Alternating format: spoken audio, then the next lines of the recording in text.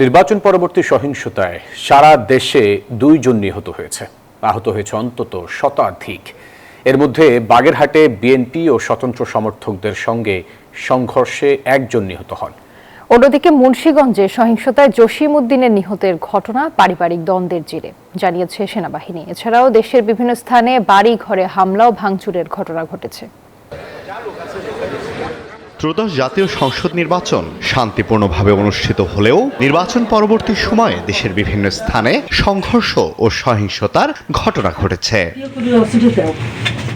এর মধ্যে বাগেরহাটের কচুয়ায় বিএনপি ও স্বতন্ত্র বিদ্রোহী প্রার্থীর সমর্থকদের মাঝে সংঘর্ষে দুপক্ষের অন্তত 10 জন আহত হয়। পরে শনিবার সকালে আহত স্বতন্ত্র প্রার্থীর এক সমর্থক খুলনা মেডিকেলে মারা যান। এছাড়াও জেলার বিভিন্ন স্থানে হামলা, পাল্টা হামলা, ভাঙচুর ও সংঘর্ষের ঘটনা ঘটে।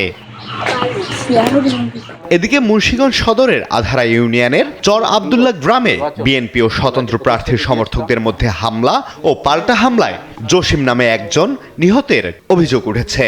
আহত হয়েছেন অন্তত 2 জন। তবে সেনাবাহিনীর দাবি পারিবারিক দ্বন্দ্বের জেরেই এই হত্যাকাণ্ড। তাদের মধ্যে পূর্ব থেকে একটি বিরোধ ছিল, যেটাকে তারা উপলক্ষ করে এই ইলেকশন পরবর্তী সময়ে আবার তারা এটাকে কেন্দ্র করে একটা মারামারিতে লিপ্ত হয়। এদিকে নাটোরের বড়াই গ্রামের ধানাইদ এলাকায় বিএনপি ও জামায়াতের সমর্থকদের মধ্যে সংঘর্ষ ও বাড়িঘর ভাঙচুরের ঘটনায় অন্তত 12 জন আহত হয়েছেন। শুক্রবার রাতে নোয়াখালী 6 আসনের বিএনপির পরাজিত প্রার্থী মাহবুবের রহমান শামীমের বাসায় ব্যাপক লাঠিচার্জ করার অভিযোগ উঠেছে নৌবাহিনীর বিরুদ্ধে।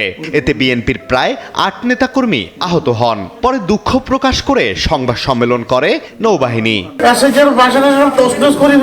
ঝিনাইদহ 4 আসনে স্বতন্ত্র প্রার্থী সাইফুল ইসলাম ফিরোজের প্রধান নির্বাচনী কার্যালয়ে হামলা চালিয়ে বাবা ছেলে সহ 4 জনকে কুপিয়ে আহত করার অভিযোগ উঠেছে। এছাড়াও শুক্রবার জেলায় আলাদা 5টি সহিংসতায় অন্তত 30 জন আহত হয়েছেন। এছাড়াও পটুয়াখালী, চুয়াডাঙ্গা, পিরোজপুর, চাঁদপুর ও নারায়ণগঞ্জ সহ দেশের বিভিন্ন স্থানে সংঘর্ষ, হামলা ও ভাঙচুরের ঘটনা ঘটে। Desk report, news 24।